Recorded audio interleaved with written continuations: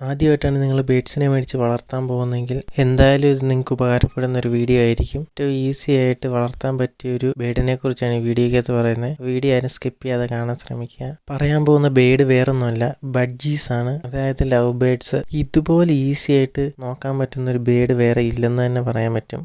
കാരണം ഒരുപാട് വലുപ്പമൊന്നും വേണ്ട അവരുടെ കൂടിന്. എന്നാലും ചെറുതായിട്ടൊന്ന് പറക്കാൻ പറ്റുന്ന ഇട കൊടുക്കണം. എന്നാലേ ബേഡ് നല്ല ഹെൽത്തി ആയിട്ടിരിക്കുകയുള്ളൂ. അവരുടെ കേജ് സൈസ് പറയുവാണെങ്കിൽ ഒരു 1.5 അടി പൊക്കവും 2 അടി നീളമുള്ള ഒരു കേജാണ് ഒരു ഏറ്റവും കുറഞ്ഞത് നമുക്ക് വേണ്ടത് കേട്ടോ. അതിനകത്ത് നമുക്ക് 2-3 പേരിനെയൊക്കെ ഇട്ട് വളർത്താൻ പറ്റും. നിങ്ങളൊരു ബേഡിനെ മേടിച്ചു ഇപ്പോൾ അതിൻ്റെ ഒരു കേജ് മേടിച്ചു കഴിഞ്ഞാൽ ആദ്യം നിങ്ങൾ അതിൻ്റെ അകത്തൊരു കമ്പ് വെച്ച് കൊടുക്കുക. അതിപ്പോൾ നടുക്കൂടായിരിക്കും വെച്ച് കൊടുക്കുന്നത്. അങ്ങനെ വെച്ച് കൊടുക്കരുത്. ഒരു സൈഡിലായിട്ട് മണ്ടയിലായിട്ട് കമ്പ് വെച്ച് കൊടുക്കാവുള്ളൂ. പിന്നെ ഫുഡ് ഓപ്പോസിറ്റ് സൈഡിൽ താഴെയായിട്ട് വെച്ച് കൊടുക്കണം. എന്നാലേ അവർ ഒന്ന് പറന്നിറങ്ങിപ്പോയി കഴിച്ചിട്ട് വീണ്ടും പറന്ന് കയറിപ്പോകുള്ളൂ. പറക്കണം, എന്നാലേ ബേഡ് നല്ല ഹെൽത്തി ആയിട്ടിരിക്കുകയുള്ളൂ. ഫുഡിൻ്റെ കാര്യത്തിലോട്ട് വരികയാണെങ്കിൽ ഇവർ എല്ലാ സൈസ് ഫുഡും കഴിക്കുന്ന ബേഡാണ്. ഫ്രൂട്ട്സ്, വെജിറ്റബിൾസ്, സീഡ്സ് അങ്ങനെ എല്ലാം കഴിക്കും. അതുകൊണ്ട് കുഴപ്പമൊന്നുമില്ല. ഏറ്റവും കൂടുതൽ മേടിച്ചു കൊടുക്കുന്നത് തേനയായിരിക്കും എല്ലാവരും. അങ്ങനെ കൊടുത്താലും കുഴപ്പമൊന്നുമില്ല. ഇടയ്ക്കൊക്കെ ഫുഡൊന്ന് മാറ്റി ചേഞ്ച് ചെയ്ത് കൊടുത്താൽ മതിയാവും. പിന്നെ ഇവരുടെ ബ്രീഡിങ് അതും നല്ല ഈസി ആയിട്ടുള്ളൊരു കാര്യമാണ്. തുടക്കക്കാർക്ക് വരെ സിമ്പിളായിട്ട് ചെയ്യാവുന്നേ ഉള്ളൂ. ചില ബേഡ്സൊക്കെ 5-6 എഗ്ഗ് വരെ ചെയ്യും.